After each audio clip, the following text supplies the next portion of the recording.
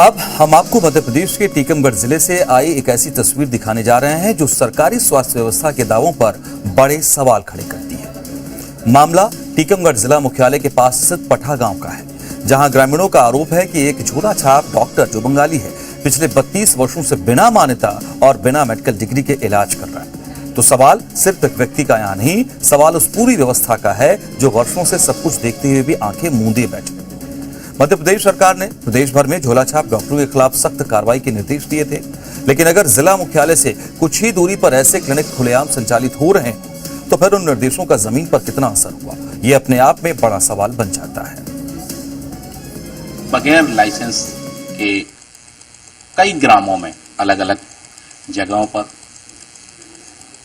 Medical उनके स्थापित हैं, क्लिनिक स्थापित हैं और निरंतर घटनाएं भी हो रही हैं। बीच में प्रदेश गवर्नमेंट के द्वारा भी पत्र जारी किया गया था कि इनकी जानकारी एकत्रित कर उन पर कार्रवाई करना चाहिए जो दोषी हैं। और मेरा मानना है कि बार बार यह मुद्दा भी उठता है लेकिन उस पर कार्रवाई नहीं होती है। तो या तो अधिकारियों के सहमति से वो चल रहे हैं या फिर किसी नेताओं के, सत्ता पक्ष के नेताओं के सहयोग से वो चल रहा है। ग्रामीणों का दावा है कि यहाँ उल्टी, दस्त, खांसी, बुखार से लेकर कई अन्य बीमारियों का इलाज किया जाता है। दवाइयां दी जाती हैं, इंजेक्शन लगाए जाते हैं और मरीजों का इलाज किया जाता है। मेडिकल प्रैक्टिस में गलत दवा, गलत इंजेक्शन या गलत इलाज कभी कभी सीधे मौत का कारण भी बन सकता है।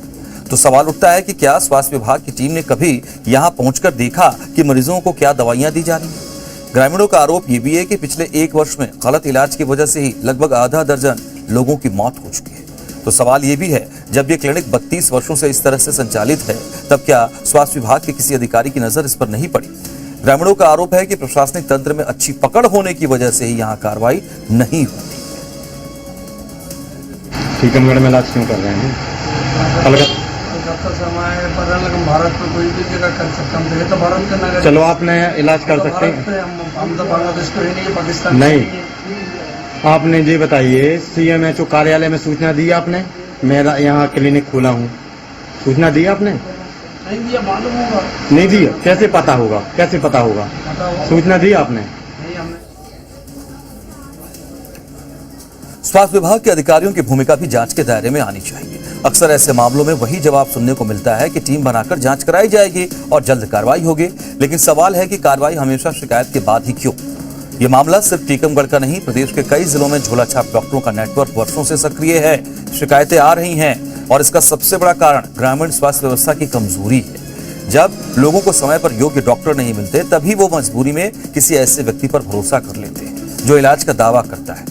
तो ऐसे में सरकार की जिम्मेदारी केवल कार्रवाई करना नहीं, बल्कि ऐसी परिस्थितियां पैदा करना भी है जहां लोगों को झोला छाप डॉक्टरों के पास जाने की जरूरत ही ना पड़े। तो ये समझना होगा, सरकारें अक्सर स्वास्थ्य सेवाओं को मजबूत बनाने के दावे करती हैं, नए अस्पतालों, नई योजनाओं और बेहतर सुविधाओं की बात होती है, लेकिन जमीन पर अगर लोग आज भी कथित झोला छाप डॉक्टरों के भरोसे ही इलाज कराने को मजबूर हैं, तो इसका मतलब है कहीं न कहीं व्यवस्था में गंभीर खामी तो है। स्वास्थ्य केवल एक विभाग विषय नहीं है, बल्कि नागरिकों के जीवन और मृत्यु से जुड़ा हुआ मसला है। इसलिए इस मामले को केवल एक क्लिनिक तक सीमित करके नहीं देखा जा सकता। टीकमगढ़ के पठा गांव से उठा ये सवाल सिर्फ एक गांव का नहीं, ये सवाल उस व्यवस्था से है जो आम लोगों को सुरक्षित स्वास्थ्य सेवाएं देने का दावा करती है। अब देखना है प्रशासन इस मामले में कोई ठोस कार्रवाई करता है या फिर से ये मामला भी आश्वासनों और जांच के वादों के बीच दबकर रह जाए।